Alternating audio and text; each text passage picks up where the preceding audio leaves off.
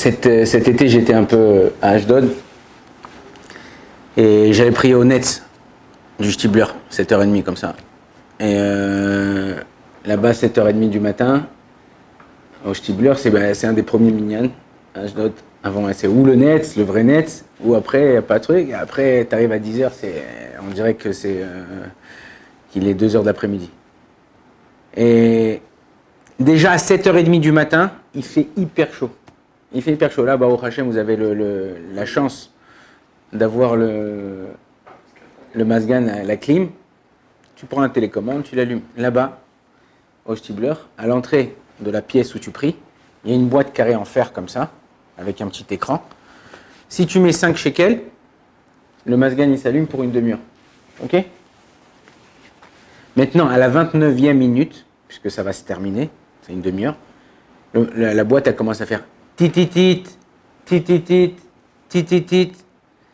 Si tu mets 1, 2, 3 shekels, même 4 ou 5, ça continue. Le temps de 2 shekels, ça continue presque un quart d'heure, selon le temps que tu mets.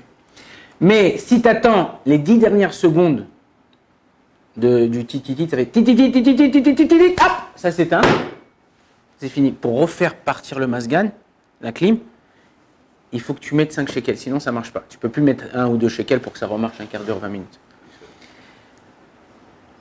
En fait, c'est exactement la même chose au mois de Elul. Vous savez que chez les Ashkenazim, même chez les Sfaradim pendant les Slichot, on sort du chauffard. Le mois de Elul, c'est le dernier mois de l'année. C'est la dernière minute des 30 minutes. Et Akadosh Baruch Hu, il nous prévient, il nous fait tititit, tititit, attention, l'année va se terminer, il sonne le chauffard, tititit, tititit, tititit. Si toi, tu fais une petite action, un petit truc, tu changes dans ta vie au mois de Elul, c'est difficile. Je vous ai dit hier, le plus difficile au mois d'Elul, c'est de changer de direction. Toute l'année, on a pris des habitudes, des machins, des façons de parler, des façons de faire, des façons de dormir, des façons... Le chose qu'il faut que tu fasses, c'est que tu changes ta direction au mois d'Elul.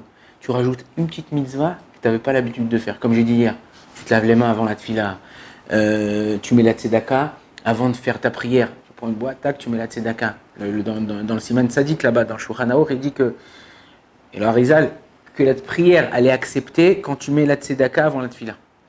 Pourquoi? Parce qu'en dirait, tu ouvres des portes en haut qui te permettent de faire passer ta prière. Donc, on est le dernier mois. On arrive quelques jours, ou le jour avant Rosh Hashanah, Kadosh Baruch Hu, on sonne le chauffard, on arrête de sonner le chauffard, on fait Rosh Hashanah, Kadosh Baruch Hu, il est gozer le din, il décrète ce qui va se passer sur nous. T'as changé, t'as pas changé, il y a le décret, et après pour changer le décret, c'est très difficile, il faut faire beaucoup de travail, et t'as pas une facilité. C'est vrai que tu as assez Yemei Teshuvah entre Rosh Hashanah et Kippour, mais après c'est fini. Le mail, il a appuyé sur send, Kadosh Baruch Hu, il a appuyé sur envoyer, et tu peux plus rattraper. Donc en vérité, c'est une période où on a la chance de pouvoir facilement changer notre vie, notre comportement. Moi, je vous dis l'année dernière, être hataï, animaskirayom, mes péchés, je vous les rapporte. L'année dernière, au mois d'Elul, on étudiait, j'avais des petits mal dedans, et je faisais, pas exprès, mais à me donner un rendez-vous au milieu du CDR au début de la journée. J'allais au rendez-vous pour voir le médecin, tout ça et tout. J'avais mal, il fallait. J'aurais pu m'arranger pour pas perdre de temps. Le mois d'Elul, t'as pas le temps de faire un petit Insta, un petit Facebook, un petit machin, un petit film, un petit machin. Mois d'Elul, tu dois prendre sur toi Blin Eder, Bezrat Hashem. Le maximum que je peux donner à Hashem, je donne à Hashem. Il y a une fois un patron, il appelle le soir son employé, il lui dit demain tu t'apportes ton maillot de bain. Il dit quoi, demain on va tous à la plage? Il dit non, demain il y a une mer de travail, donc tu vas être obligé de mettre le paquet. C'est pareil, au mois d'Elul, tu as une mer de travail, il y a plein de choses à faire, tu n'as pas de temps. Il y en a qui lisent, celui qui veut nettoyer sa neshama, qui prend sur lui, prend Tikkun Hazohar. Prend Tikkun Hazohar sans comprendre. Il dit Rashbi, Harizal, il dit de lire le Zohar sans comprendre, comme ça, c'est de l'araméen, on ne comprend pas. On peut comprendre, tu as le droit de comprendre. Il y a le Matok Midvash avec l'explication en bas, enfin l'explication, la traduction en bas. Tu peux lire, il n'y a aucun problème, il ne faut pas attendre qu'il y a 40 ans. Les gens disent, il faut attendre qu'il y a 40 ans, c'est de la Kabbalah. Alors, même si tu lis la traduction, tu comprendras rien. Enfin, tu comprendras, mais tu comprendras une histoire. Et le fait de lire comme ça, il y en a qui terminent au mois de Elul, tout le Tikkun Hazohar. Tout le Tikkun Hazohar, il termine. Ça nettoie ta neshama. ça purifie ta neshama et ça te donne des envies de Gdusha, ça veut dire que ça t'aide à avancer. Donc, sauvez Willy, sauvez votre temps là, là c'est le mamash vraiment. Bon, au Hachem, on est encore au début du mois, on est le 4 Elul. C'est vraiment le temps de pouvoir faire le maximum pour Akadosh Baruch Hu. Et je vous garantis que celui qui fait son max maintenant, rappelez-vous, regardez, je sais pas, on est une dizaine, une quinzaine,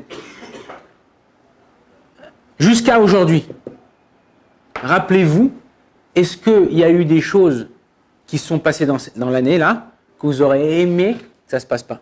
C'est tout le monde. Chez tout le monde, il y a des trucs qui sont passés. On aurait pu changer tout ça, on aurait pu le changer au mois d'Elul jusqu'à Rosh Hashanah. Comme on prie Rosh Hashanah, comme on a dit à Seret Yom Teshuvah, comme on est à Yom Kippour, on aurait pu le changer. Après, une fois que c'est tamponné, c'est difficile. Et encore plus, je ne sais pas si vous avez remarqué, en tout cas moi je le remarque, là au mois d'Elul, à Kadosh Baruch Hu, c'est quand tu vas au resto, à la fin tu demandes l'addition.